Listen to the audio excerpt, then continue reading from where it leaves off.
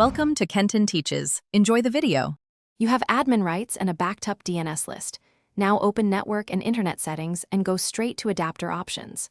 Click the active adapter, Ethernet or Wi-Fi, then hit Properties. Once there, select Internet Protocol version 4 TCP/IP4 and click Properties to edit DNS.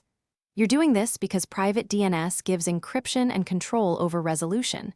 Make sure to note current values so you can revert. Keep Windows open. Next, we'll enter the private DNS addresses and confirm behavior. With TCP/IP4 properties open, select Use the following DNS server addresses and paste your private DNS primary and secondary IPs.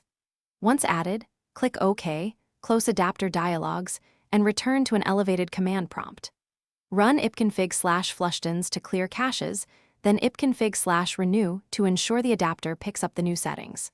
Next, use enslookup or ping a known domain to confirm it resolves through the new server. If resolution fails, recheck IPs and adapter selection before continuing. After confirming name resolution with enslookup and normal browsing, lock changes by restarting the PC, which ensures system services use the private DNS.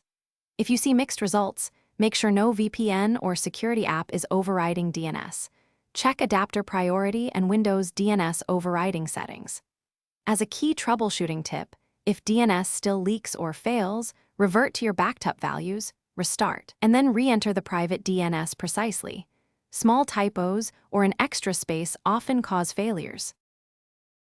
Thanks for watching. Please subscribe if this video was helpful.